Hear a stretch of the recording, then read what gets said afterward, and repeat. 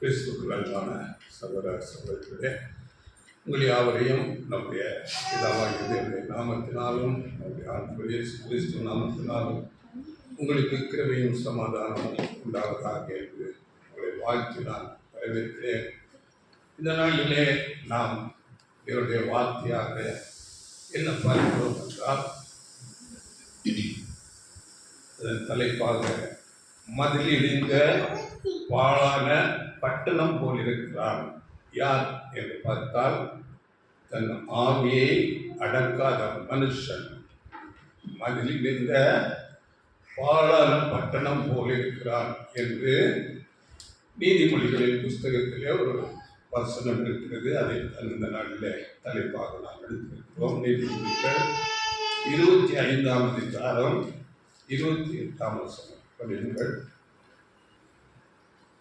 தன் ஆவியை அடக்காத மனுஷன் மதிலிடிந்த பாழான பட்டணம் போல் இருக்கிறான். தன் ஆவியை அடக்காத மனுஷன் எப்படி இருக்கிறான்? மதிலிடிந்த பாழான பட்டணம்.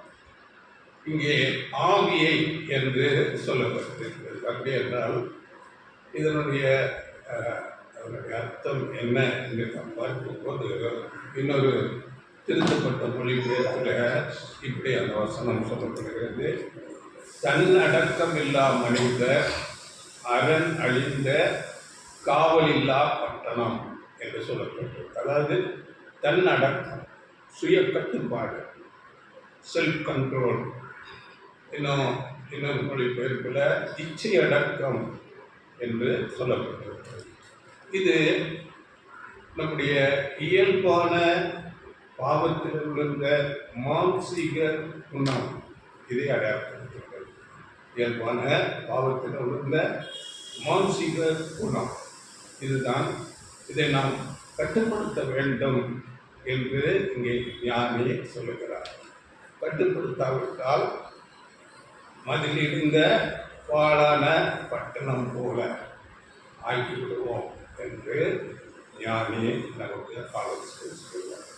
நாம் இதை குறித்து இந்த நாளிலே ஆலோசிக்கும் போது, நாம் இந்த உலகத்திலே இருக்கிறோம். அநேக பாவத்தில் விழுந்த ஜனங்கள் மத்தியில் நாம் இருக்கிறோம். நாம் பார்க்கலாம், அநேக ஒவ்வொருவர் ஒவ்வொரு விதமாக நடந்து கொள்வார்கள். சிலர் எதற்கெடுத்தாலும் கோபப்பட்டு கொண்டு சிறு சிறு என்று கோபத்திலே இருப்பார்கள், எரிச்சலே இருப்பார்கள். இன்னும் சிலர் ஒரு அவதூறு பேசிக்கொண்டு ஒரு இடத்திலே கேட்கிறதை இன்னொரு இடத்திலே மாற்றி வேறு விதமாக பேசிக்கொண்டு இப்படியாக ஒரு சிலர் இருப்பார்கள். இன்னும் ஒரு சிலர் பார்க்கும்போது, அதாவது மற்றவர்களை குறை சொல்லிக் கொண்டு இப்படி தங்களை குறித்து பெருமையாக பேசிக்கொண்டு இப்படியாக இருப்பார்கள். ஒவ்வொருவர் ஒவ்வொரு விதமான குணத்தில் இருப்பார்கள். இது சீர்கெட்டு போன பாவத்திலே விழுந்த ஆதாமின் சந்ததிகளாகிய மனுக்குலத்தின் மேல் இருக்கிற ஒரு மாம்சீக குணம்.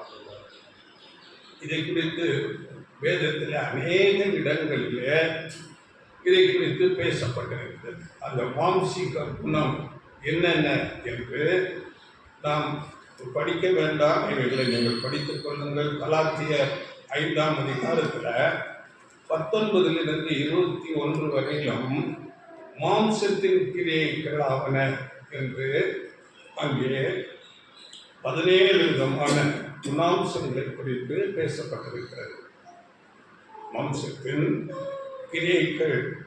அப்படியே நம்முடைய ஆண்டவர் இயேசு கிறிஸ்து கூட சொல்லும்போது, மார்க் 7ஆம் அதிகாரத்தில் 21, 22 வசனங்களில் அங்கே இருதயத்திலிருந்து எப்படிப்பட்ட குணலட்சணங்கள் வெளிப்படும் என்று அதை குறித்து பேசுகிறார்.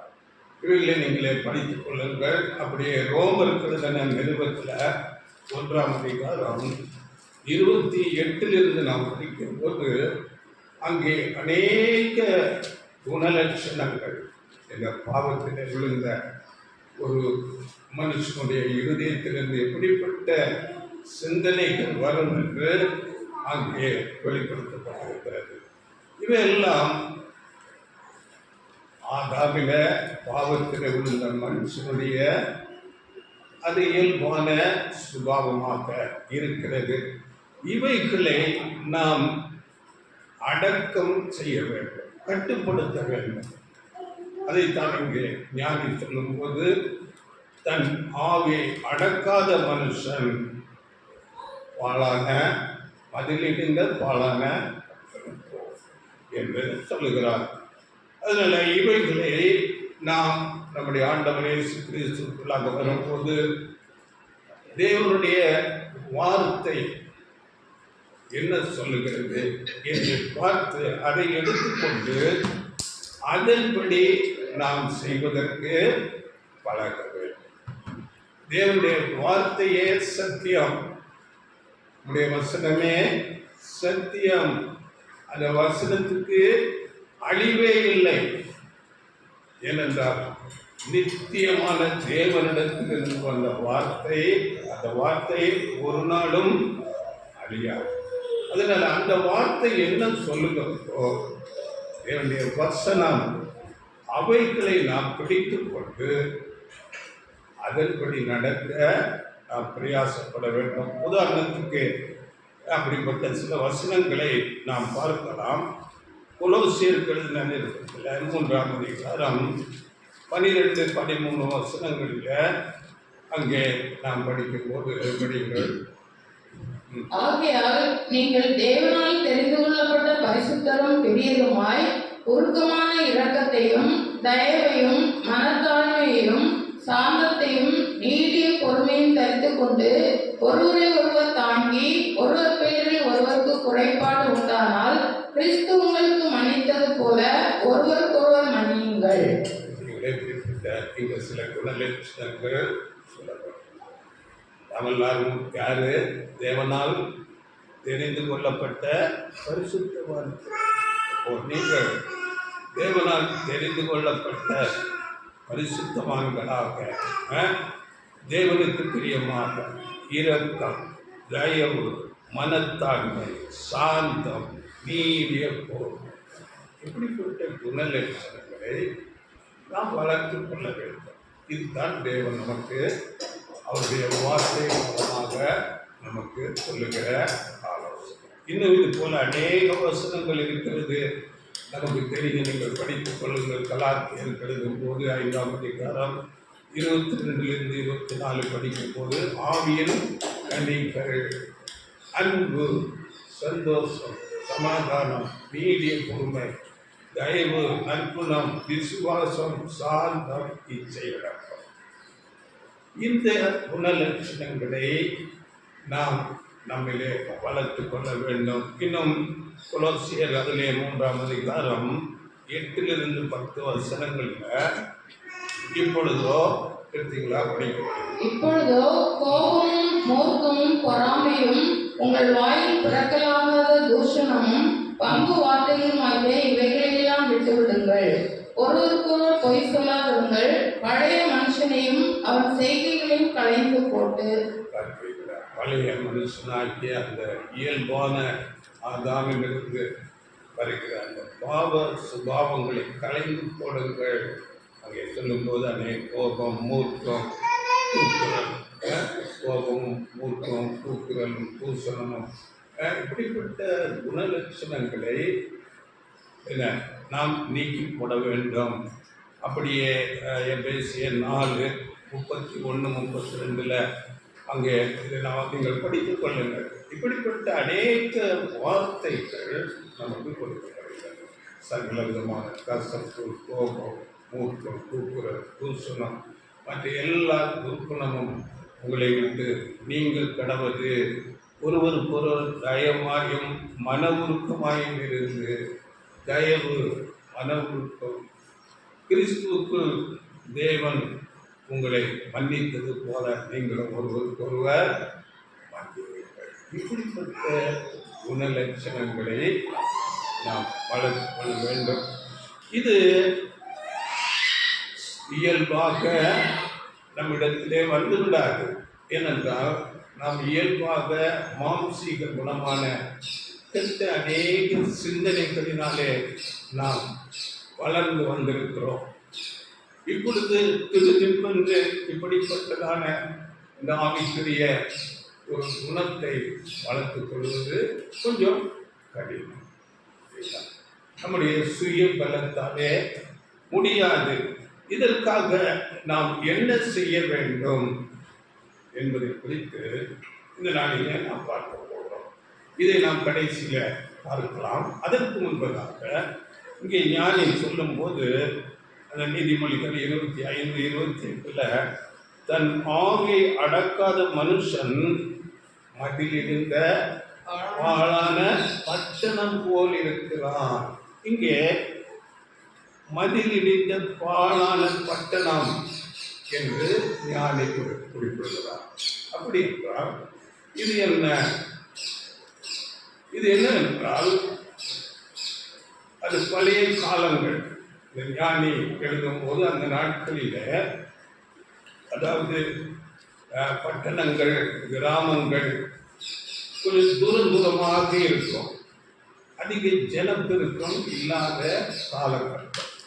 அந்த நாட்களில இப்பொழுது இருக்கிறது போல போலீஸ் பாதுகாவல், ஒவ்வொரு ஏரியாவுக்கும் ஒவ்வொரு ஸ்டேஷனு அவர்களுக்கு ஒரு எல்லை கொடுத்து அவர்கள் அதை ரோந்து வந்து அப்படி பாதுகாக்கிற சிஸ்டம் எல்லாம் இல்லை. அப்படிப்பட்ட சட்டம் ஒழுங்கு அந்த நாட்டிலே இல்லை. அதற்காக அந்த நாட்களிலே என்ன செய்வார்கள், ஒரு பட்டணம் இல்லாவிட்டால் ஒரு கிராமம் இருக்கிறது என்றால் அதை சுற்றிலும் பெரிய மதில் சுவரை கட்டி போடுவார்கள். அந்த மதில் சுவரை கட்டி அதிலே இருந்து அந்த திருடர்கள் காலாக்கள் வருகிறார் பார்த்து கொண்டு அந்த ஜனங்களை அவர்களிடத்திலிருந்து பாதுகாத்து கொள்வார்கள். அப்படி என்றால் அந்த மதில் சுவர் மிகுந்த பாதுகாப்பாக ஒரு வலிமை மிக்கதாக இருக்க வேண்டும்.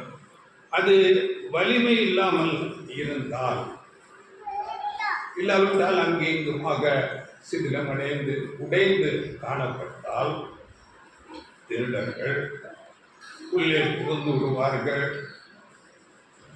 அந்த ஜனங்களிடத்திலிருந்து பொருட்களை கொள்ளையடித்து விடுவார்கள், வீட்டை எரித்து விடுவார்கள். இப்படிப்பட்ட காரியங்கள் நடக்காதபடி அந்த மதில் சுவர், கோட்டை சுவரை மிகுந்த பாதுகாப்பாக அதை வலுவாக கட்டி வைத்திருப்பார்கள். இந்த ஒரு விஷயத்தை ஒப்பிட்டு மனுஷனுடைய இருதயத்தோடு ஞானி ஒப்பிட்டு பேசுகிறார். அந்த மதில் சுவர் எப்படி வலுவாக பாதுகாப்பாக இருக்க வேண்டும் என்பதை நம்முடைய இருதயம் இந்த மதில் சுவர் போல நம்மிலே காணப்படுகிற இந்த இச்சை அடக்கம், அதாவது சுய கட்டுப்பாடு, இதை நாம் மிகுந்த ஜாக்கிரதையாக மதில் சுவரை போல நம்முடைய சுய கட்டுப்பாடு அதிக வலுவோடு அதிக ஜாக்கிரதையோடு நாம் பார்த்துக்கொள்ள வேண்டும். ஏனென்றால் நாம் அறிந்திருக்கிறோம், இந்த உலகமே பொல்லாங்கனுக்குள்ள இந்த நாம் முதலாவது படித்த அநேக பொல்லாத சிந்தனையுடைய மக்களாக இருக்கிறார்கள். அவர்களிடத்திலிருந்து நம்மை பாதுகாப்பதற்கு நமக்கு இப்படிப்பட்டதான கோட்டை சுவர் போன்ற இந்த சுய கட்டுப்பாடு, இச்சை அடக்கம், செல்ஃப் கண்ட்ரோல் நமக்கு தேவையாக இருக்கிறது. மாத்திரமல்ல, நாமும் கூட பலவீனமானவர்கள், அந்த பாவத்திலே இருந்தவர்கள் தான். மற்ற ஜனங்களைப் போல நாமும் இருந்தோம்.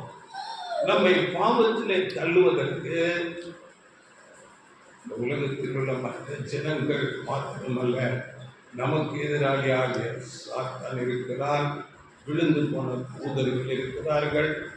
அவர்கள் நம்மை எப்பொழுது இப்படிப்பட்டதான உலகத்தார் போல பாவத்திலே தள்ளிவிடலாம் என்று காத்து கொண்டிருக்கிறார்கள். எதிராளியாகிய சத்ருவாகிய சாத்தான் நமக்கு இருக்கிறான். அதனால நாம் அதிக ஜாக்கிரதையோடு இந்த கோட்டை சுவர் போல நம்முடைய இருதயத்தை சுற்றி இந்த சுய கட்டுப்பாடு, செல்ஃப் கண்ட்ரோல் என்ற இந்த ஒரு மதில் சுவரை நாம் அமைத்துக் கொள்ள வேண்டும். இப்போ நாம் அநேக வசனங்களை கேட்டோம். தேவனுடைய வார்த்தை அது அழிவில்லாதது, நித்தியமான தேவனிடத்திலிருந்து வருகிற வார்த்தை. அந்த வார்த்தையின்படி நான் வாழுவேன் என்று நாம் உறுதி எடுத்துக்கொள்ள வேண்டும். இந்த கோட்டை சுவர் எப்படி வலுவாக இருக்கிறதோ அப்படியாக இந்த ஒரு சுய கட்டுப்பாடு நாம் உறுதியாக வைத்துக் கொள்ள வேண்டும். இதற்கு ஒரு பழமொழி கூட சொல்லுவார்கள். அதாவது நமக்கு தெரியும், மூத்தோர் சொல்லும் முது நெல்லிக்கனியும் முதல்ல கசக்கும், அதன் பிறகு ஏனிக்கும். அப்படியே ஒருத்தர் சொல்றாரு பாருங்க, ஒழுக்கம் போர்க்களம் போன்றது. ஒழுக்கம் எப்படி? போர்க்களம் போன்றது. நாம் ஓயாமல் போராடி கொண்டே இருக்க வேண்டும். இப்படிப்பட்ட என நாம் பார்த்த அநேக மாம்சத்துக்கடுத்த கிரியைகள், வசனங்களை எல்லாம் நீங்கள் படித்து தியானிக்க வேண்டும். இவைகள் நம்மை நெருக்கி போடாதபடி நாம் அதிக ஜாக்கிரதை உள்ளவர்களாக போராடி கொண்டே இருக்க வேண்டும். ஒழுக்கம் போர்க்களம் போன்றது. இதை அப்போஸ்தலன் பவுல் சொல்லும் போது நல்ல போராட்டம் என்று சொல்கிறார். இதை படிக்கிற ஒரு வசனம் 1 தீமோத்தேயு 6ஆம் அதிகாரம் 11-12. நீயோ தேவனுடைய மனுஷனே, இவைகளை விட்டோடி நீதியையும் தேவ பக்தியையும் விசுவாசத்தையும் அன்பையும் பொறுமையையும் சாந்த குணத்தையும் அடையும்படி நாடு. விசுவாசத்தில் நல்ல போராட்டத்தை போராடு, நித்திய ஜீவனை பற்றிக்கொள், அதற்காகவே நீ அழைக்கப்பட்டாய். இது விசுவாசத்தில் நல்ல போராட்டத்தை எதை காத்துக்கொள்ள வேண்டும். இங்கே சொல்லும் போது நீயோ தேவனுடைய மனுஷனே இவைகளை விட்டு ஓடி என்று சொல்லும் போது மேல அவசரங்களை நாம் பார்க்கும்போது பண ஆசை, ஐஸ்வர்யமான ஆக வேண்டும் என்ற ஆசைகள், இவைகளை விட்டு ஓடி நீதியையும் தேவ பக்தியையும் விசுவாசத்தையும் அன்பையும் பொறுமையையும் சாந்த குணத்தையும் அடையும்படி விசுவாசத்தின் நல்ல போராட்டத்தை போராடு, நித்திய ஜீவனை. இது தேவனுடைய வார்த்தை, இது அழியாத வார்த்தை, நித்தியமான தேவனிடத்திலிருந்து வந்த வார்த்தை. இந்த வார்த்தையை நாம் உறுதியாக பிடித்துக் கொள்ள வேண்டும். அப்படியே அங்கே அப்போஸ்தலன் பவுல் நான் நல்ல போராட்டத்தை போராடினேன் என்று சொல்லுகிறார். அவருடைய வாழ்க்கையின் முடிவில் சொல்லும்போது நானும் அப்படி போராடினேன், நான் நல்ல போராட்டத்தை போராடினேன், ஓட்டத்தை முடித்தேன், விசுவாசத்தை காத்துக்கொண்டேன், இது முதல் எனக்கு நீதியின் கிரீடம் எனக்கு வைக்கப்பட்டது.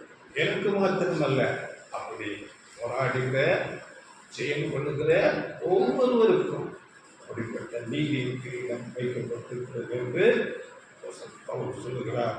இதற்காக நாம் பார்த்தோமே, இந்த கோட்டை சுவர் மிகுந்த பாதுகாப்பாக இருக்க வேண்டும்.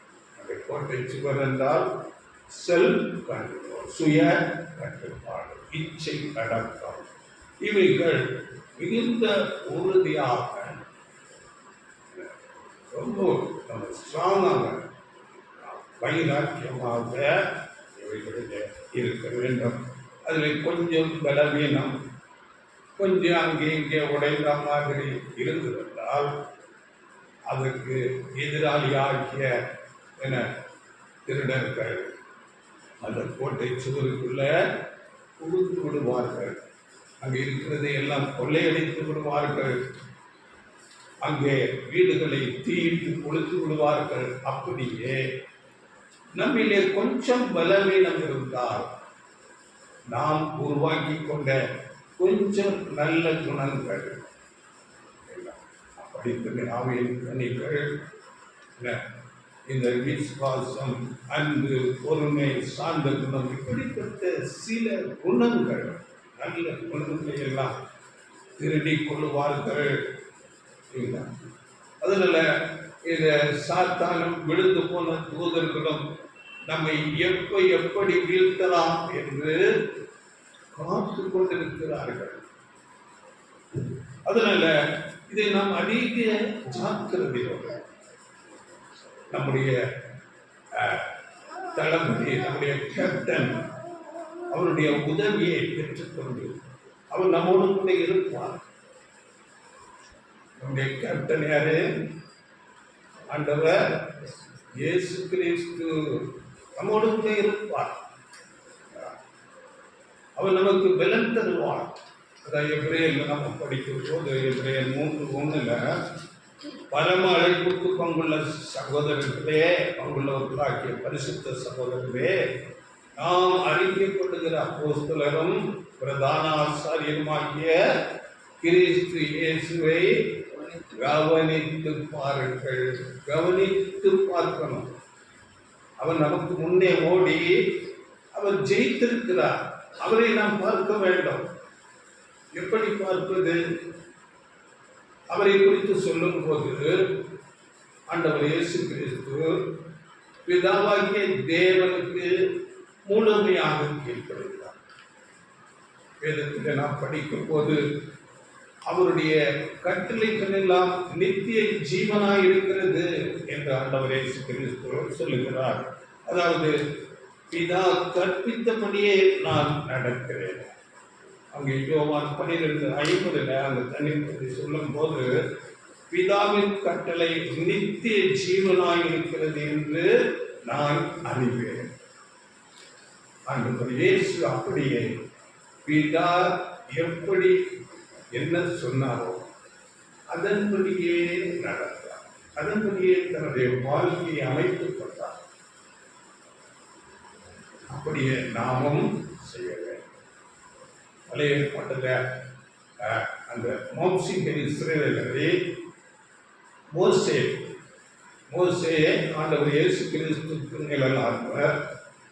அங்கே மோசே அந்த ஜனங்களை பார்த்து பேசும்போது பாருங்கள், நீங்கள் படித்துக் கொள்ளுங்கள். உபாகமம் 32ஆம் அதிகாரம் 46-47 வசனங்களிலே மோசே அவருடைய வாழ்க்கையின் முடிவு காலத்திலே அங்கே அந்த ஜனங்களை பார்த்து பேசுகிறார். இந்த நியாயபுரமான வார்த்தைகளை மனதிலே வையுங்கள். இது வீணான காரியம் அல்ல, இது உங்களுடைய ஜீவன். நியாயபுரமான வார்த்தைகளை மனதில் வைத்துக் கொள்ளுங்கள். இது வீணானது அல்ல, இது உங்களுடைய ஜீவன்.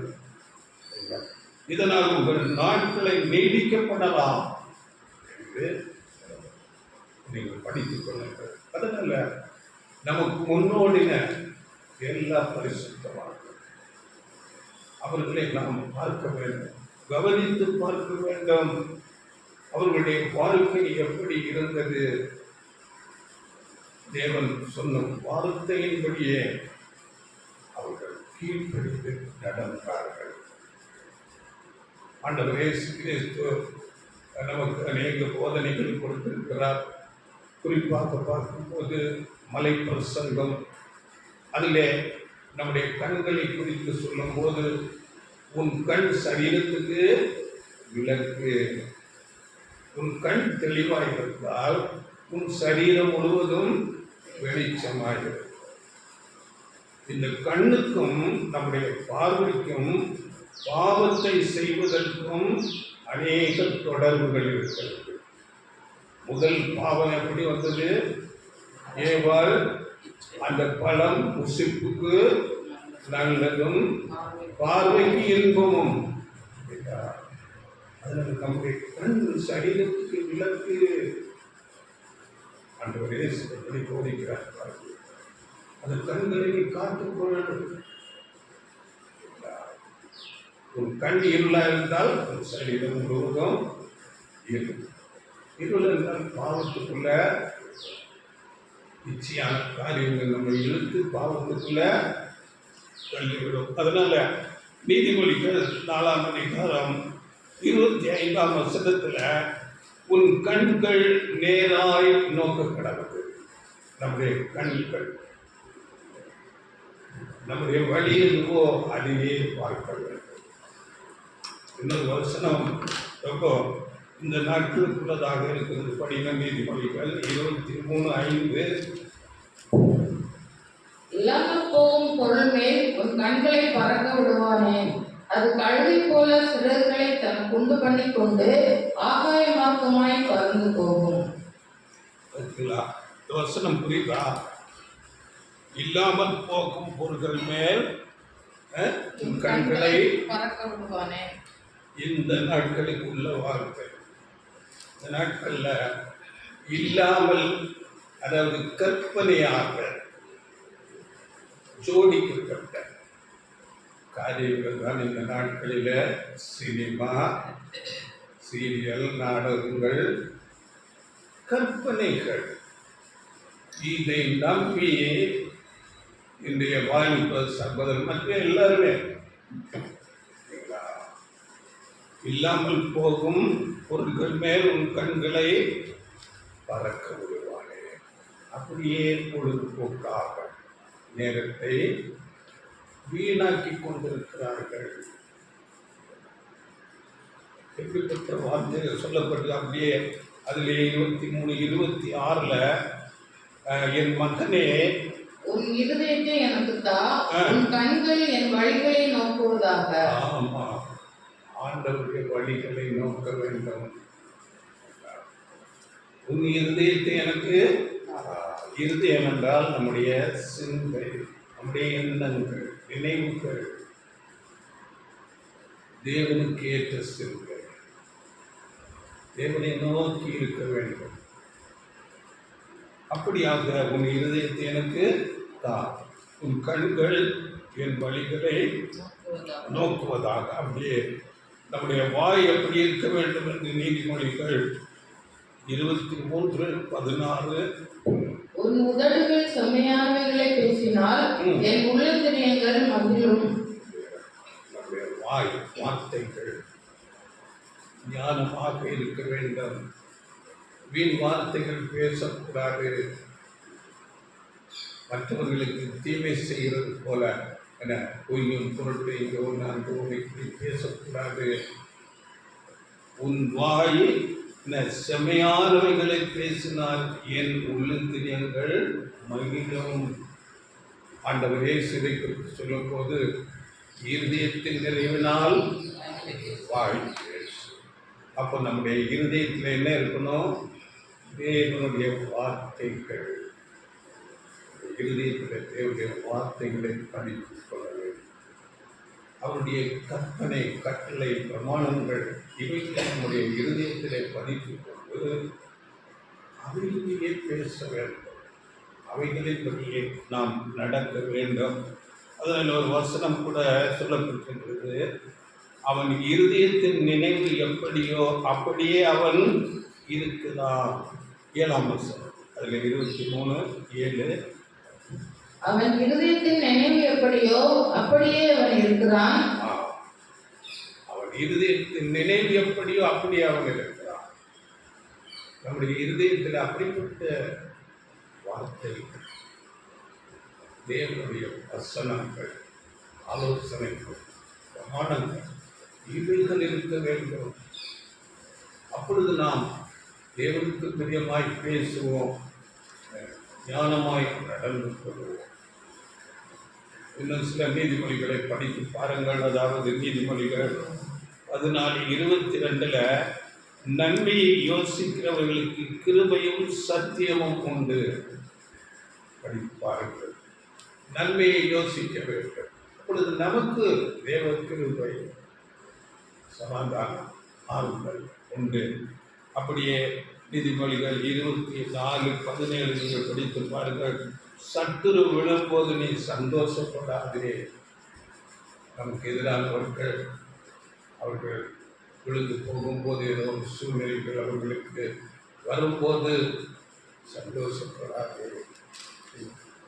தேவனுடைய வார்த்தைகள், இப்படிப்பட்ட வார்த்தைகளை நாம் நம்முடைய மனதிலே பதித்துக் கொண்டு அப்படியே நாம் ஜீவிக்க வேண்டும். அப்படியே நாம் பார்க்கும்போது இந்த இச்சை அடக்கம், செல்ஃப் கண்ட்ரோல் ஆகிய அந்த பெரிய கோட்டை சுவர் நாம் மிகுந்த ஜாக்கிரதையோடு கவனமாக பார்த்துக் கொள்ள வேண்டும். இதற்கு நல்ல ஒரு உதாரணம் வேதத்தில் நமக்கு கொடுக்கப்பட்டிருக்கிறது. யோசேப்பு சரித்திரம் நமக்கு தெரியும்.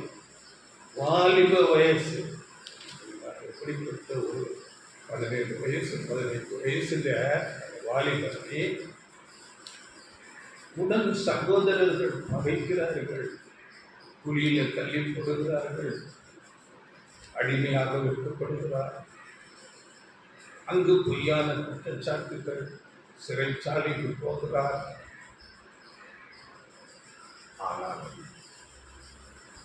அவர் திட நம்பிக்கை, செல்ஃப் கண்ட்ரோல், தேவனை உறுதியாக பற்றிக் கொள்வோம். அவரை குறித்து சங்கீதங்களிலே அழகாக வார்த்தைகள் சொல்லப்படுகிறது. சங்கீதம் 105:18 நீங்கள் படித்துக் கொள்ளுங்கள். அவனை வசனம் குடமிட்டது என்று சொல்லப்படுகிறது. விலங்கு போட்டு ஒடுக்கினார்கள், அவன் பிராணன் இரும்பில் அடைபட்டிருந்தது. ஆனால் அவருடைய ஃபியூச்சர், அவர் எப்படிப்பட்ட சூழ்நிலையில போனாலும் தன்னை தீமைக்கு ஒப்புக் கொடுத்தார்கள். இந்த உலக பிரகாரமான விழுந்து போன மனுஷர்களுடைய அந்த குணலட்சணங்களுக்கு விலகி தன்னை வேலி வைத்து அந்த செல்ஃப் கண்ட்ரோல், தேவனுக்கு பயந்து அதன் முடிவு அங்கே சொல்லும் போது 20 படிக்கிறது. 20, 21, 22 ராஜா ஆள் அனுப்பி அவனை கட்டவிழ்க்க சொன்னான். ஜனங்களின் அதிபதி அவனை விடுதலை பண்ணினான். தன் பிரபுக்களை அவன் மனதின்படி கட்டவும், தன் மூப்பர்களை ஞானிகளாக்கவும், அவனை தன் வீட்டுக்கு ஆண்டவனும் தன் ஆஸ்திக்கெல்லாம் அதிபதியும் ஆக்கினான். குறிப்பிட்ட காலம் வரையிலும் வசனம் கூட அவன் ஜீவன் இரும்பில் அடைபட்டு கிடந்தது. உபத்திரம் உண்டு, ஆனாலும் திடன் கொள்ளுங்கள், நான் உலகத்தை ஜெயித்து.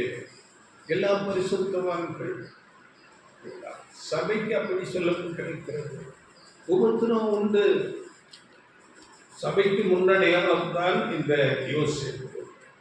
தேவன் அப்படியாக வைத்திருக்கிறார். ஒரு குறிப்பிட்ட காலம் வரையிலும் இந்த அநீதியான பாவம் நிறைந்த உலகத்தில் நாம் நீதியாக நடக்கும் போது அநேக உபத்திரவங்கள், பிரச்சனைகள், சூழ்நிலைகள், நமக்கு டெஸ்ட், பரீட்சை, அநேக காரியங்கள் வரும். ஆனால் அது எதற்கு என்று பார்க்கும்போது அங்க யோசேப்பை போல நம்மை உயர்த்தும்படியாக ஒரு குறிப்பிட்ட காலமுறையில் தான் அங்கே ஆளனுக்கு அங்கே கட்டவிழ்க்கப்பட்டார். மேன்மைப்படுத்தப்பட்டு அங்கே பார்வோனுக்கு 2வது இடம். அவன் மனம் போல அதிகாரிகளை கட்டுப்படியாக அப்படிப்பட்ட அதிகாரம் கொடுக்கப்படுகிறது. சபைக்கு அப்படியே அதிகாரம் கொடுக்கப்படுகிறது. நாம் அநேக உபத்திரவங்களின் வழியாக தேவனுடைய ராஜ்யத்தை சுதந்திரித்துக் கொள்ள வேண்டாம். அப்போஸ்தலர் 14:22 வழியாக இப்பொழுது நாம் பார்க்கலாம், இந்த சுய கட்டுப்பாடை நாம் எப்படி வளர்த்துக் கொள்வது. இந்த இச்சை அடக்கம், இந்த செல்ஃப் கண்ட்ரோல் என்று சொல்லப்படுகிற சுய கட்டுப்பாடு, தன் மனதை அடக்க வேண்டும். இதை நாம் எப்படி செய்யலாம் என்று நாம் பார்க்கும் போது, எல்லாவற்றுக்கும் பிரதானமாக முதலாவது நம்முடைய தேவனிடத்திலே நாம் அதிக உறுதியான விசுவாசம். யோசேப்பு அப்படித்தானே இருந்தார். தேவன் பேரில் உறுதியான ஒரு விசுவாசம். எபிரேயரில் படிக்கிறோம், விசுவாசம் இல்லாமல் தேவனுக்கு பிரியமாயிருப்பது கூடாது. அவர் உண்டென்றும் அவர் தம்மை தேடுகிறவர்களுக்கு பலன் அளிக்கிறவர் என்ற நாம் உறுதியான விசுவாசம். நமக்கு ஆண்டவர் இயேசு கிறிஸ்து புதிய ஏற்பாட்டில் சொல்லும் போது, என்னிடத்திலும் விசுவாசமாயிருங்கள் தேவனிடத்தில். யோவான் 14 பிதாவினிடத்திலும் நாம் அதிக உறுதியான விசுவாசம் கொள்ள வேண்டும். ஆண்டவர் இயேசு கிறிஸ்துவினிடத்திலும் விசுவாசம் வைக்க வேண்டும். அது எப்படி என்றால், பிதாவாகிய தேவன் நம்ம எல்லாருக்கும் ஒரு அன்புள்ள அப்பா, அன்புள்ள தகப்பன், அன்புள்ள தகப்பன். அவர் எல்லாவற்றையும் கொடுக்கிறார். அவர் ஜீவ ஊற்று. நாம் மலை பிரசங்கத்தில் படித்தோம். அவர் பூரண சற்குண, நல்லோர் மேலும் தீயோர் மேலும் சூரியனை உதிக்க பண்ணி, நீதியுள்ளோர் மேலும் அநீதியுள்ளோர் மேலும் எல்லாருக்கும் அவர் கொடுக்கிறார். மலையை பெய்ய பண்ணி, ஏற்ற வேலையில் மலையை பெய்ய பண்ணி, செழிப்புள்ள காலங்களை கட்டளையிட்டு தம்மை குறித்து சாட்சி விளங்க பண்ணுகிறார் என்று வசனம். கர்த்தர் நல்லவர் என்று வசனம்.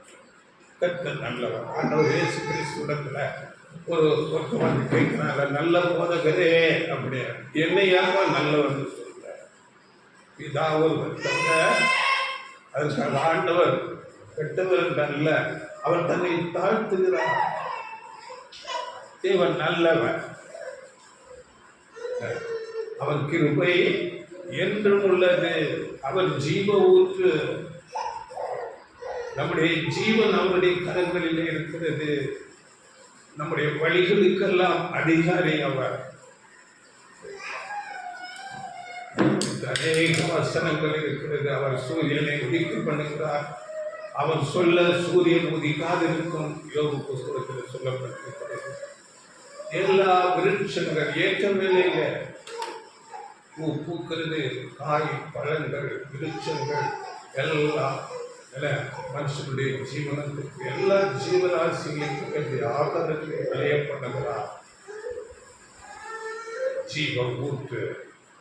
அப்படியே அந்த பிதாவாகிய தேவன் தம்முடைய நேச குமாரனை கொடுத்து நம்மை ரட்சிக்கும்படியாக சித்தம் கொண்டு அவர் இவ்வளவாய் அன்பு கொண்டார் என்று அன்பு அப்படியாக இருக்கிறது. அதனால பிதாவாகிய தேவனிடத்திலே நாம் ஒரு உறுதியான நல்ல தகப்பன், நமக்கு அன்புள்ள தகப்பன், அவரிடத்திலே உறுதியாக ஒரு விசுவாசம் வைக்க வேண்டும். அடுத்ததாக ஆண்டவர் இயேசு கிறிஸ்துவினிடத்திலும் நாம் உறுதியாக விசுவாசம் வைக்கிறோம். ஏனென்றால் அவர் நம்முடைய, நாம் கடந்த நாட்களில் பார்த்தோம், அவர் என்னுடைய சிநேகிதர். இன்னொரு வசனம் சொல்கிறது, அவர் நம்முடைய மூத்த சகோதரர். அவர் நமக்காக ஜீவனையே கொடுத்திருக்கிறார். எப்படிப்பட்ட வார்த்தைகள்! அவர் நமக்காக ஜீவனை கொடுத்திருக்கிறார். அன்புள்ள சகோதரர், மூத்த சகோதரர். நமக்கு மாதிரியாக ஒரு முன்மாதிரியாக நடந்து காண்பித்தார். ஆண்டவர் இயேசு சொல்லும் போது பாருங்கள், யோவான் 10:11 நானே நல்ல மேய்ப்பன், நல்ல மேய்ப்பன் ஆடுகளுக்காக தன் ஜீவனை, அவன் நம்முடைய நல்ல மேய்ப்பர், நம்மை அழகாக மேய்த்து நமக்கு ஏற்ற வழியில ஏற்ற சத்தியங்களை கொடுத்து நம்மை நீதியில நடத்துவார். நானே நல்ல மேய்ப்பன், அவர் மேய்த்து நமக்காக ஜீவனை கொடுக்கிறார். அப்படியே நம்முடைய எதிராளியாகிய சாத்தானை குறித்து நாம் அறிந்திருக்க வேண்டும். அவரை குறித்து ஆண்டவர் இயேசு சொல்லும் போது அந்த 12 அதிலே யோவான் 10:12 மேய்ப்பனாய் இராதவனும் ஆடுகள் தனக்கு சொந்தம் அல்லாதவனுமான கூலியாள் ஓநாய் வருகிறதைக் கண்டு ஆடுகளை விட்டு ஓடி போகிறான். அப்பொழுது ஓநாய் ஆடுகளை பீறி அவைகளை சிதறடிக்கும். அவன் ஓடி போகிறான். அவருடைய சுபாவங்கள் எப்படி இருக்கிறது நாம் பார்த்தோம். விழுந்து போன மாம்ச மனுஷனுடைய சிந்தனைகள் எல்லாம் சாத்தானிடத்திலிருந்து வந்தது. சுயநலங்கள், கோபங்கள், பொறாமை, எரிச்சல், எல்லா இச்சையான காரியங்கள் எல்லாம் சாத்தானுடைய காரியம். அவன் எதற்கு கவலைப்படுவதில்லை. என்ன, ஆடு ஓனாய் வந்து பிடித்தாலும் அவன் ஓடி போவான். அது என்னுடையதல்ல, அவன் ஓடி போகிறான். இங்கே நாம் பார்க்கும் போது இந்த நாட்களில் உலகத்தில் எவ்வளவான யுத்தங்கள், கலகங்கள், மரணங்கள், வியாதிகள், எப்படிப்பட்ட சூழ்நிலைகள் மனுஷனுக்கு இருக்கிறது. எவ்வளவு பிரச்சனைகள் மனுஷனுக்கு இருக்கிறது. அநேகமான வியாதிகள், இன்னும் வறுமை, அநேக அதாவது ஊனமானவர்கள், மன வளர்ச்சி குறுகியவர்கள், இப்படி உலகம் இந்த நாளிலே அநேக ஒரு சூழ்நிலைகளில் துக்கத்தில் மறித்துக் கொண்டிருப்படியாக இருக்கிறார். ஆனால் சத்ருவாகிய சாத்தானுக்கு எதுவும் கவலை, அவன் கவலைப்படுகிறதில்லை. ஓனாய் வருகிறது என்று ஆட்டை குறித்து கவலையே, அவன் ஓடி போவான். மனுஷங்கள் அப்படியாக அழிய வேண்டும் என்பது சாத்தானுடைய திட்டமாக இருக்கிறது. அதனால இங்கே ஆண்டவர் இயேசு சொல்லும் போது யோவான் 8 அதிலே யோவான்ல 13 கூலியால் கூலிக்காக வேலை செய்கிறவன் ஆகியால் ஓடி போகிறான். ஆடுகளுக்காக அவன் கவலைப்படான். ஆடுகளுக்காக அவன் கவலையே படுறான். ஆடு என்றால் ஆடு குறிக்கிறதா? ஆடு இல்லை, மனுஷன், மனுக்குலத்தை குறித்து அவன் கவலையே படுறான். படித்து கொண்டே இருக்கிறார்கள். இந்த சாத்தானை குறித்து தீர்க்க தரிசனமாக ஏசாயா புஸ்தகத்தில் நாம் படிக்கும் போது அங்கே நிறைய காரியங்கள் சொல்லப்படும். ஏசாயா 14:17 நீங்கள் படித்துக் கொள்ளுங்கள். அங்கே படிக்கும் போது, இவன் தானா பூமியை தத்தளிக்கவும் ராஜ்யங்களை அதிரவும் செய்து உலகத்தை வனாந்தரமாக்கி அதன் நகரங்களை அழித்து சிறைப்பட்டவர்களை தங்கள் வீடுகளுக்கு போக விடாதிருந்தவன் என்று சாத்தானை உலகத்தை வனாந்தரமாக்கி பூமியை தத்தளிக்க பண்ணி ராஜ்யங்களை அதிர பண்ணி மரண சிறை எல்லாரும் இன்றைக்கு சிறைப்பட்டு வாழ்கிற காரணம் சார். ஆண்டவர் இயேசு கூட சொன்னார் இதை குறித்து, அவன் ஆதி முதல் கொண்டு மனுஷ கொலைபாதகன், அவன் திருடவும் அழிக்கவும் கொல்லவும். ஆண்டவர் இயேசு அதையே சொல்றார். அதனால அப்படிப்பட்ட அந்த சாத்தானுடைய இயல்பான மாம்சீக குணங்களை விட்டு அதிக ஜாக்கிரதையோடு அதை காத்துக்கொள்ள நிச்சயம் செல்ஃப் கண்ட்ரோல். அதனால நமக்கு வசனம் சொல்வது, தேவனுடைய கட்டளைகள் எல்லாம் நமக்கு ஜீவனாய் இருக்கிறது. அவருடைய வார்த்தைகள் எல்லாம் நமக்கு ஜீவன். ஆனால் ஆதி மனுஷன் ஆதாம் ஏவாள் சிருஷ்டிப்பில் அவர்கள் நல்லவர்களாக சிருஷ்டிக்கப்பட்டார்கள். அவர்கள் சாத்தான் அவர்களை வஞ்சித்து அவர்களை பாவத்தில் கீழ்ப்படியாமல் தள்ளும் போது தேவனை விட்டு தூரமாக்கி இந்த சாத்தானுடைய குணலட்சணங்கள் எல்லாம் இந்த மனுக்குலத்துக்குள்ளாக அந்த ஆதாமின் சந்ததி முழுமையும் அப்படியாக அந்த சாத்தானின் குணலட்சணங்களை கொண்டு சீர்கட்டு போய் அப்படியாக இங்கே நாம் படிக்கும் போது அவன் சந்ததிகள் எல்லாம் எப்படி போய்விட்டது என்று ஆண்டவருடைய சொல்லக்காக மார்க்கு சுவிசேஷத்தில் சொல்லும் போது அந்த ஜனங்களுடைய இறுதிய மார்க் 7:21-22 படிங்கள். மார்க் 7. எப்படியெனில் மனுஷருடைய இதயத்துக்குள்ளிருந்து பொல்லாத சிந்தனைகளும் விபச்சாரங்களும் வேசித்தனங்களும் கொலை பாதகங்களும் களவுகளும் பொருளாசைகளும் துஷ்டத்தனங்களும் கபடும் காம விவாதமும் வன்கண்ணும் தூஷணமும் பெருமையும் மதிகேடு புறப்பட்டு வரும். இதெல்லாம் சாத்தானுடைய குணங்கள். இப்படியாக இன்றைக்கு உலகமே இப்படிப்பட்ட குணங்கள் சீர்கேடு, வன்கண், தூஷணம், மதிகேடு, வேசித்தனங்கள், பொருளாசைகள், கபடு, இப்படிப்பட்டதான குணத்தில் உலகமே போய்விட்டது. வசனம் நமக்கு தெளிவாக சொல்லுகிறது, உலகமே பொல்லாங்கனுக்குள்ள. யோவான் 5:19 நாம் தேவனால் உண்டாயிருக்கிறோம் என்றும் உலகம் முழுவதும் பொல்லாங்கனுக்குள் கிடக்கிறது என்றும் அறிந்திருக்கிறோம். நாமும் அப்படித்தான் இந்த சத்தியத்துக்குள்ள ஆண்டவர் இயேசு கிறிஸ்துவுக்குள்ள வருவதற்கு முன்பதாக பலவிதமான பாவ இச்சைகளுக்கும் அசுத்தங்களுக்கும் உள்ளாக இருந்தோம். நாம் அப்படிப்பட்ட குணத்திலே இருந்தோம். ஆனால் ஆண்டவர் இயேசு கிறிஸ்துவை, அவருடைய அன்பை எப்பொழுது நாம் ருசித்து அவரிடத்திலே வந்தோமோ அவர் மூலமாக பாவ மன்னிப்பை பெற்றுக்கொண்டோம். அவருடைய வசனங்கள், வார்த்தைகள், அவருடைய ஆலோசனைகள் நம்மை கொஞ்சம் கொஞ்சமாக சத்தியத்தினிடத்துக்கு, நீதியினிடத்துக்கு, அவருடைய குணலட்சணத்துக்காக நம்மை மாற்றிக்கொண்டு, அதனால நாம் நம்முடைய பழைய பழக்க வழக்கங்களை மாற்றிக்கொள்ள வேண்டும். பழைய குணங்கள் நம்மை தாக்கிக் கொண்டே இருக்கும். நாம் அப்படி இருக்கோம் அல்லவா? நம்மை அந்த குணலட்சணங்கள் தாக்கிக் கொண்டே இருக்கும். சுற்றிலும் அப்படிப்பட்ட ஜனங்களாக இருக்கிறார்கள். அநேக நேரங்களிலே நாம் தவறி விழக்கூட செய்யும்.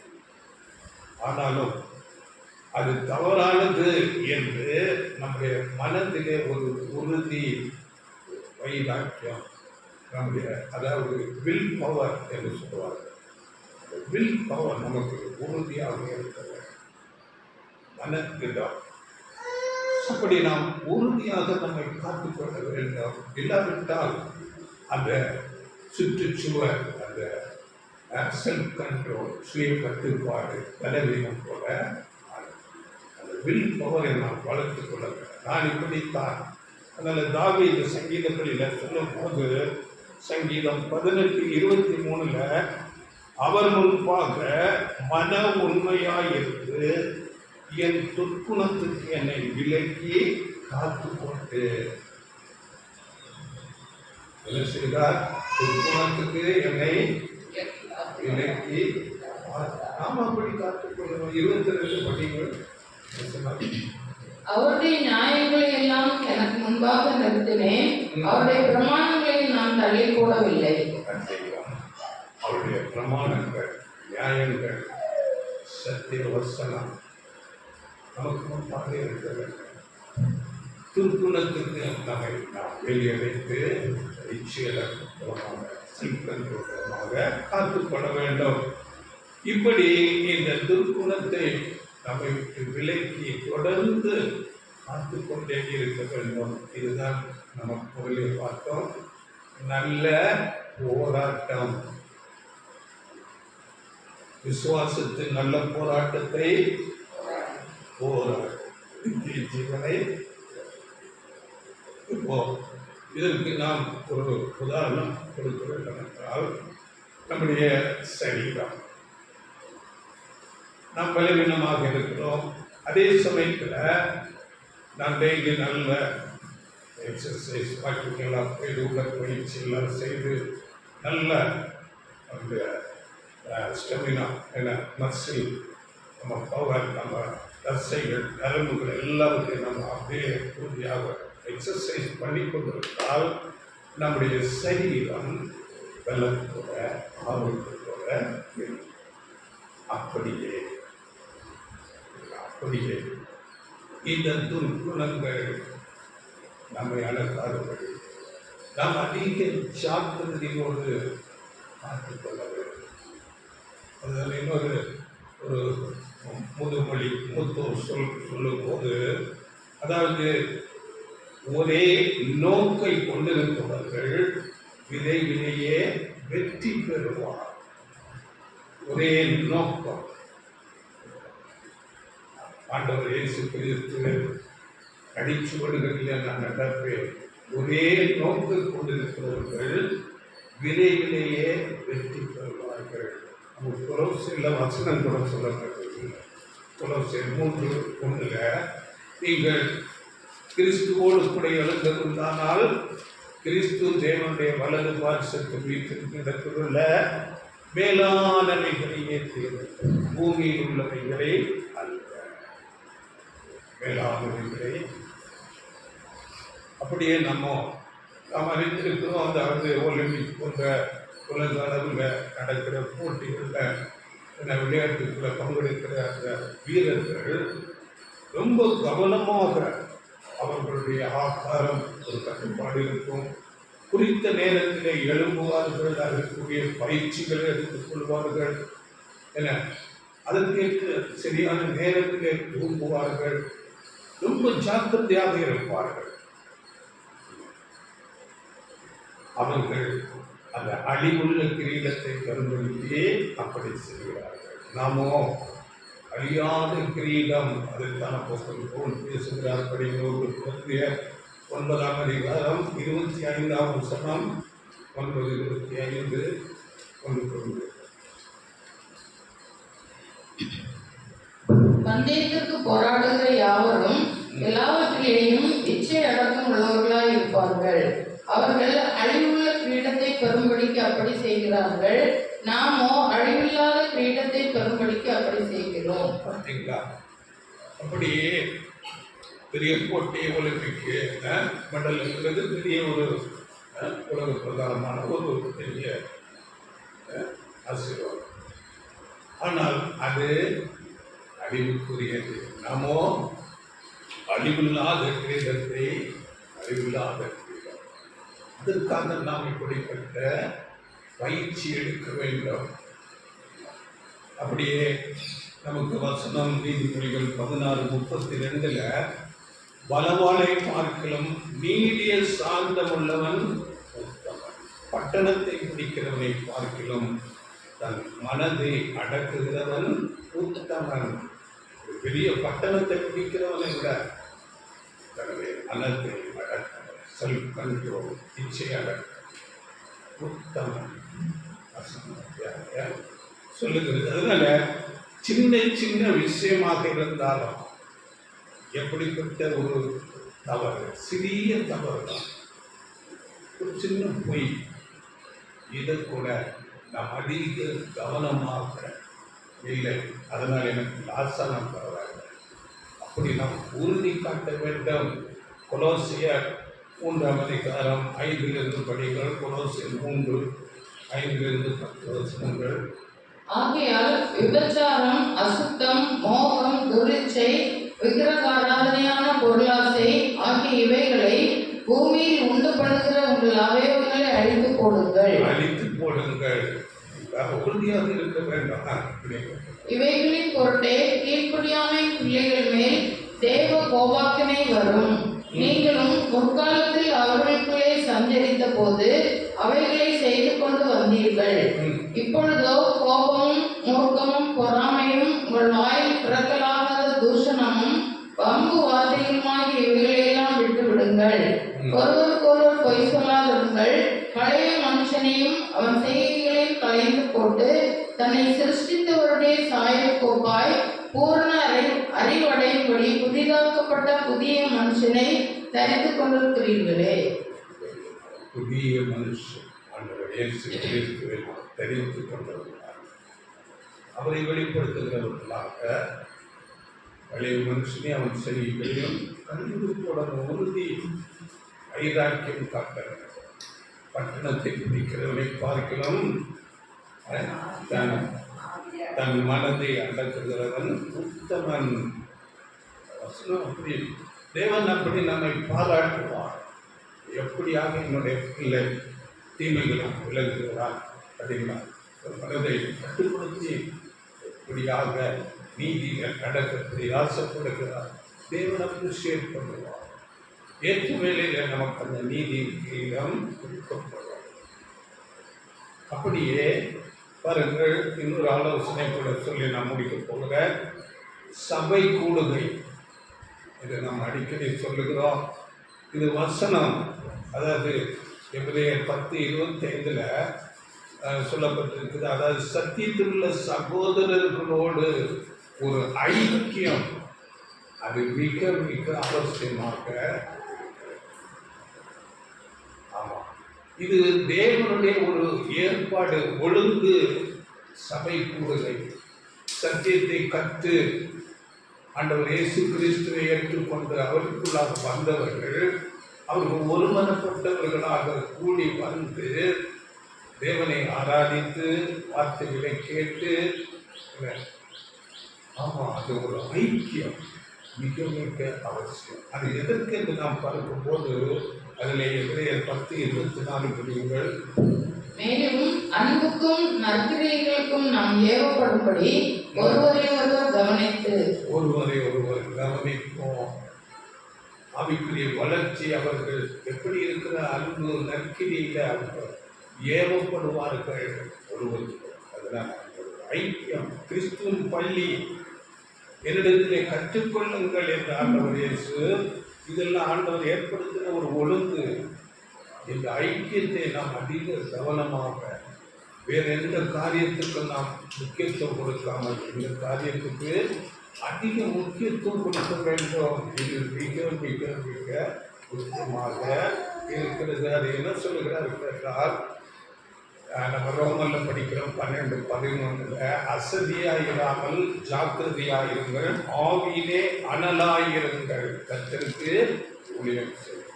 அது ஒப்பிட்டு எப்படி சொல்லுகிறார்கள் என்றால், ஒரு பல விறகுகள் வைத்து ஒரு அடுப்பில் நம்ம எரிக்கும் போது அது நன்றாக எரியும். அதில் ஒரு விறகு கட்டையை தனியாக உருவி எடுத்தால் அது சீக்கிரத்தில் அணைந்து கொள்ளும் இல்லையா? அதனால் இந்த ஒரு சகோதரர்களுடைய ஐக்கியம், சகோதர சகோதரிகளுடைய ஐக்கியம், ஆவிக்குரிய அந்த சிந்தையில் அவர்கள் ஒருவரை ஒருவர் கலந்து பேசி அந்த ஒரு அனல் உள்ளவர்களாக ஒவ்வொரு வாரம் அதற்காகத்தான் தேவனுக்காக ஏற்படுத்தி இருக்கிறார். அதனால் அந்த ஐக்கியம் குறைபடும் போது அந்த அனல் அற்றவர்களாக குளிர்விட்டு போய் அங்கே அந்த விறகு எப்படி அணைந்து போகிறதோ அப்படியாக அவர்கள் கொஞ்சம் கொஞ்சமாக தேவனை விட்டு வெளியே போக சான்ஸு. அதனால் நாம் அதிக கவனமாக இருக்க வேண்டும். சபை கூடுகை, அதனால் பழைய மனுஷனையும் அவன் செய்கைகளையும் களைந்து போட்டு, ரோமர் 8:13 நாம் படிக்கும்போது, மாம்சத்தின்படி பிழைத்தால் சாவீர்கள், ஆவியினாலே சரீரத்தின் செய்கைகளை அழித்தால் பிழைப்பீர்கள். நம்ம சபை கூடைக்கு வரலன்னா அது ஏதோ நம்முடைய மாம்ச காரியத்துக்காக நம்முடைய நேரத்தை செலவிடும். அப்படி இல்லாமல் அதை ஆவியினாலே சரீரத்தின் செய்திகளை அழித்தால் பிள்ளைக்கு அதில் ஒவ்வொரு சின்ன சின்ன விஷயத்துல கூட நாம் அதிக கவனம் கொடுத்து இந்த சுய கட்டுப்பாடு நமக்கு நம்மை அப்படியாக ஏற்படுத்திக் கொள்ள வேண்டும். நல்ல பழக்க வழக்கங்களை நம்மளே ஏற்படுத்திக் கொள்ள வேண்டும். அதிகாலையிலே எழும்போது தேவனுடைய சமூகத்திலே காத்திருப்பது, அதிகமான வேத வசனம் தியான வார்த்தைகளை கற்று உணர்ந்து கொள்வது, வேதத்திலே அநேக கேரக்டர் நல்ல கேரக்டர் உள்ள குணாதிசயமுள்ள பரிசுத்தமாக்கள் அந்த குணாம்சத்தை நாம் படித்து படித்து திரும்ப திரும்ப அதை நமக்கு சொந்தமாக்கிக் கொள்ள வேண்டும். தேவனுடைய சமூகத்திலே சென்று அது நமக்கு தேவன் கொடுத்த ஒரு பெரிய ஒரு வாக்கியம். தேவனோடு நாம் தொடர்பு கொள்ளலாம். நமக்கு என்னென்ன இடையூறுகள் வருகிறது என்பதை தேவனிடத்தில் சொல்லும் போது தேவன் அதற்கு நாம் துணை செய்கிறவராக இருக்கிறார். அந்த இயேசு நம்மோடு கூட இருப்பார்.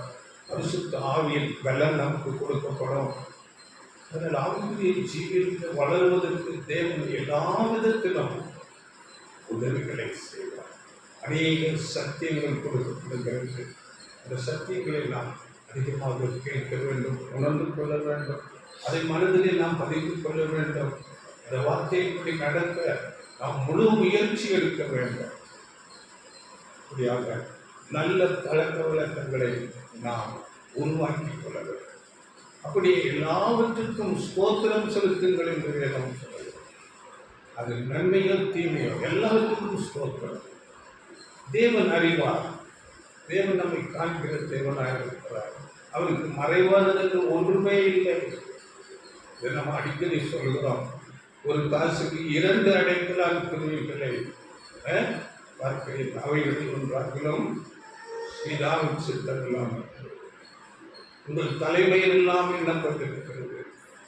இது நம்ம சொல்றது இல்லை, ஆண்டவர் இயேசுவே சொல்லியிருக்கு. ஆண்டவர் இயேசுவிடத்தில் வார்த்தை என்றால் தேவன் கொடுத்தவார். அதில் நம்ம எதை குறித்து நாம் கவலைப்படாமல் எல்லாவற்றுக்காகவும் ஸ்தோத்திரம் சொல்ல இப்படி நல்ல பழக்கங்களை நாம் வளர்த்து கொள்ள வேண்டும். இந்த கிறிஸ்தவ ஜீவியம் ஆண்டவர் இயேசுவோடு கூட நடப்பது ஒரு கடினமான ஒரு காரியம்தான். நம்முடைய சுய பலத்தில் முடியாது. அதற்கு தான் ஜெபம். அதிகமாக தேவனிடத்தில் செபிக்கும் போது அதற்குள்ள பலன் கொடுக்கப்படும். பரிசுத்த ஆவியை கொடுப்பார். ஆண்டவர் இயேசு கிறிஸ்து உலகத்தை, மாம்சத்தை, பிசாசை ஜெயித்தவர். அவர் நம்மோடு கூட இருப்பார். நாம் ஜெயிக்கும்படியாக நமக்கு உதவி செய்வார். எல்லா பலன், எல்லா ஆலோசனைகள் நமக்கு கொடுக்கப்படும். அதனால அவரை பற்றி ஆண்டவர் இயேசு கிறிஸ்து என்பதை சொல்லும் போது எபிரேயர் 12:3 நீங்கள் இளைப்புள்ளவர்களால் உங்கள் ஆத்துமாக்களில் சோர்ந்து போகாதபடிக்கு தமக்கு விரோதமாய் பாவிகளால் செய்யப்பட்ட இவ்விதமான விபரீதங்களை சகித்த அவரையே நினைத்துக் கொள்ளுங்கள். இயேசுவை எப்போது நமக்கு முன்னாக நிறுத்திக் கொள்ள வேண்டும். அவரையே நினைத்துக் கொள்ளுங்கள். 2வது வசனம் அதிலேயே அவர் தமக்கு முன் வைத்திருந்த சந்தோஷத்தின் பொருட்டு அவமானத்தை எண்ணாமல் சிலுவையை சகித்து தேவனுடைய சிங்காசனத்தின் வலது பாரிசத்தில் வீற்றிருக்கிறார். சிலுவையை சகித்தார் என்றால் அவர் மேன்மையான ஆசீர்வாதத்தை பெற்றுக்கொள்கிறார். பிதாவின் வலது பாரிசத்தில் அவர் உட்கார்ந்திருக்கிறார். மேன்மையான ஒரு ஆசீர்வாதம். அப்படியே சபைக்கு நமக்கு பக்குத்தம் பண்ணப்பட்டிருக்கிறது இல்லையா? வெளிப்படுத்தல் 3:21 நினைக்கிறேன். என் ஜெயம் கொள்ளுகிறவன் என்னோடு கூட 3:21 வெளிப்படுத்தல் நான் ஜெயம் கொண்டு என் பிதாவுடைய சிங்காசனத்திலே அவரோட கூட உட்கார்ந்தது போல ஜெயம் கொள்ளுகிறவன் எவனோ அவனும் என்னுடைய சிங்காசனத்தில் என்னோட கூட உட்காரும்படிக்கு அருள் செய்வேன். ஜெயம் கொள்ள வேண்டும். இதுக்குதான் ரொம்ப ரொம்ப தேவை செல்ஃப் கண்ட்ரோல், சுய கட்டுப்பாடு. நான் இப்படித்தான் மற்ற உலகத்தை அவருக்கு சொல்லலாம், எல்லாரையும் போல இருப்போம். இல்லை, இப்படித்தான் நாம் பிரித்தெடுக்கப்பட்டவர்கள், தேவனுடைய அன்பை ருசித்தவர்கள். அதனால் அதிக ஜாக்கிரதையோடு இந்த செல்ஃப் கண்ட்ரோல், சுய கட்டுப்பாடு நமக்கு நாமே கட்டுப்படுத்திக் கொண்டு முதலாவது வருஷம் நம்ம படிக்கிறோம். என்ன, தன் ஆவியை அடக்காத மனுஷன் மதிலிருந்த பாழான. அப்படி நம்முடைய மதில் சுவர் சுய கட்டுப்பாடு, இதை நாம் அதிக ஜாக்கிரதையாக கொண்டு மேலான ஆசீர்வாதத்தை ஆண்டவர் இயேசு கிறிஸ்துவோடு கூட ஆளுகை செய்கிற அவருடைய உடல் சுதந்திரவாதியாக மாறுபடியாக தேவன் நமக்கு உதவி செய்வாராக.